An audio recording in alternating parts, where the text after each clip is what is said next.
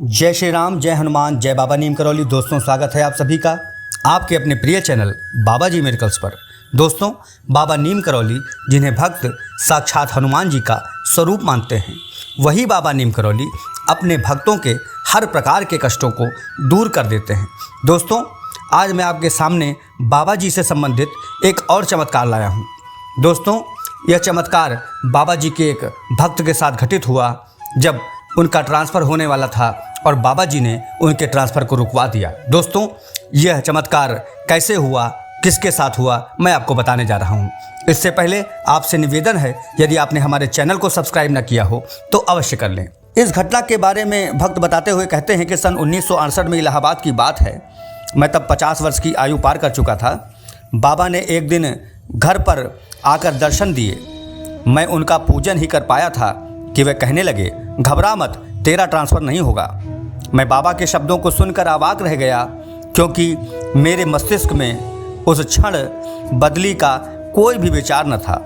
यह बात अवश्य थी कि मैं अखिल भारतीय सेवा में था। मुझे इलाहाबाद में कार्य करते हुए 16 वर्ष हो चुके थे और किसी भी दिन मेरा ट्रांसफ़र होने वाला था। मैं गत कई दिनों से इसी चिंता में था। बच्चे शिक्षा प्राप्त कर रहे थे, पत्नी और माँ बीमार थीं।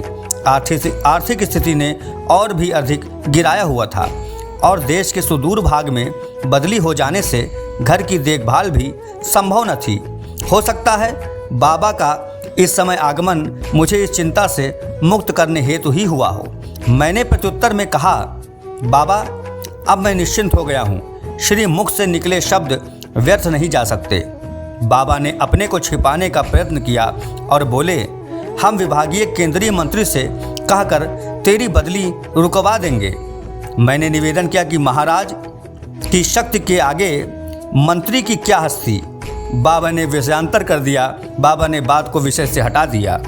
उनके जाने के 1 महीने के भीतर ही मेरे कार्यालय को निर्देश प्राप्त हुआ कि जिनकी आयु 50 वर्ष हो चुकी हो, उनकी बदली उनकी स्वेच्छा से ही होनी चाहिए। इस प्रकार बदली के भय से मुक्त हो मैं आगामी 8 वर्ष इलाहाबाद में ही रहकर कार्य करता रहा।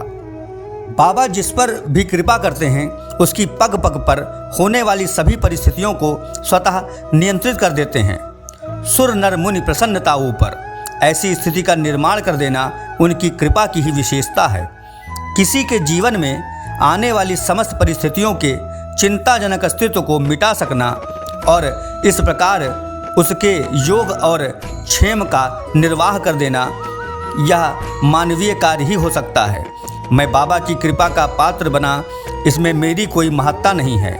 यह उनकी अभेदपूर्ण अहेतुकी एवं अयाचित कृपा का स्वरूप है। ऐसी कृपा क्षण मात्र के दर्शन से सर्वत्र सभी लोगों को प्राप्त होती रहे। वे असंख्य उपकार लोगों पर नित्य करते रहें। वे कृपा की मूर्ति थे। दोस्तों, अपनी इस कहानी को बताते हुए लेखक कहता है कि बाबा जी की ऐसी ही कृपा सभी भक्तों पर बनी रहे।